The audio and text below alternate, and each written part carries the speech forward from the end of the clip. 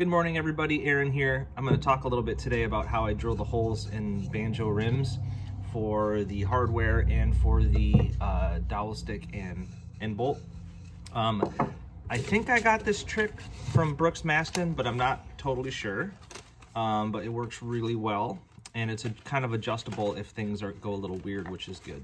So what I have here is little strips that are for every size rim and the number of hooks and nuts they're going to have. So I've got 8-inch rim, 10-inch rim with 12 hooks, 11-inch rim with 24, 12 with 18, 12 with 24, 11 with 18. And I've seen on a rack at Brooks's shop also copies of historical banjos, or when other people's banjos come in, he makes a little template so he can learn from it, which I think is a great plan. But basically what this does is it gives me the height that I want for the bolt, holes, and the height for the bolt and the neck. So it's kind of all laid out in one thing. So I've got an 8-inch banjo ukulele rim here. I'll start with where I choose to put the neck. And I start from the neck, go around this way, and then start from the neck and go around this way, and I'll show you why in a moment.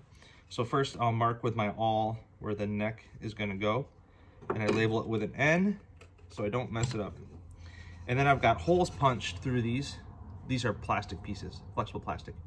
I've got holes punched through them. So what I do is I get the first one, mark it with my awl, and then while it's still punched, I scoot over to where the next one is. Push, scoot, so that way the temp... Oh, we had a little power out. I think we're back. I scoot while the awl's pushed through so the template doesn't shift. And yeah, when I use my drilling jig later, this is gonna also kind of take care of this, but I still mark them this way. Now here where the bolt is, end bolt, I'm gonna mark that with a big B. Now it's important that I go flip it and go back from the neck again and go around, because every one of these rims, no matter how hard I work to make it exactly the same, is slightly different because I turn them on a lathe and they're all just going to be slightly different. So if you were to make a template that wrapped just one direction, it would be a little off every time. And if I go this way, measuring from the neck over, then at where the end bolt is, we can make up the difference. And I'll show you what I mean. Well, this one worked out. So when I measured from the other direction, that's the end bolt. And from this direction, you can see it's almost exactly the same. But here's what would happen. If this rim was a tiny bit bigger, it might be that it looks like this. Then what I would do is I would mark where this one touches. And when I go to drill for my end bolt, I split the difference. So because honestly, I just want this end bolt to be equidistant between wherever these two hooks show up. So sometimes, you know, I might get, I'll show you a piece of paper. This is blown up now. I might get two dots that are a ways apart. I then will drill right between them. So that's the secret. So that one's set aside for now, and I've got the height this way, and I've got the location for all of them. And I'll show you how that applies at the drilling jig. Okay, let's get started at the drill press now.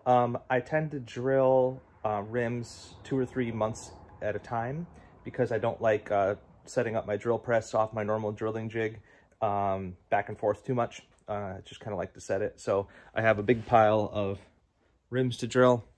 So you can see what I've got going here. This is a platform with a curved caul, and it's got a fence back here built in for where the piece goes.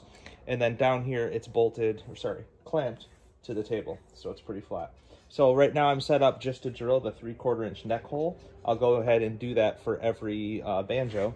And as you can see, I've already set it up so that it slides all the way back, and then that's the actual height I want. So I'll use this for the neck hole, then I'll change the bit for all of them, spin it, and do the end bolt hole.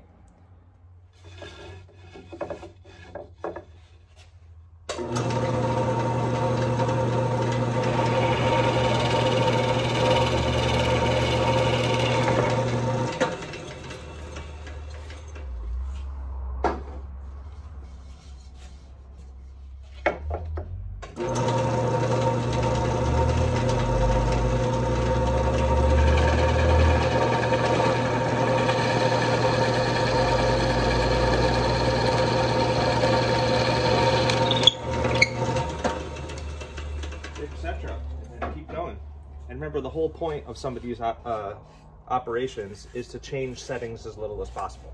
So I'm gonna do all the necks, all the bolts, then come back and start doing hardware. Okay, so it's time to drill all the holes for the hardware. So I need to move the jig to match where that's gonna go. And so I already have, remember, I have all these holes marked with the awl. So I just loosen my clamps down here, push this up against the fence and wiggle it out till I get to the right height, lined up with my awl holes.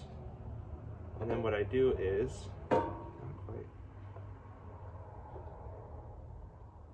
there, I push the my brad point bit down into the hole, and then I lock the drill press quill in place so it's not going to move while I tighten these two clamps at the bottom. Okay, so now what I can do is unlock the clamp, and I can start drilling holes, and I just move to each place where I've marked with the awl as I go around. Another thing that I've got set up that I learned at Miyamoe, and I like it this way, is I've got the drill press power on a foot pedal switch. So I can just turn it off and on real quick as I go.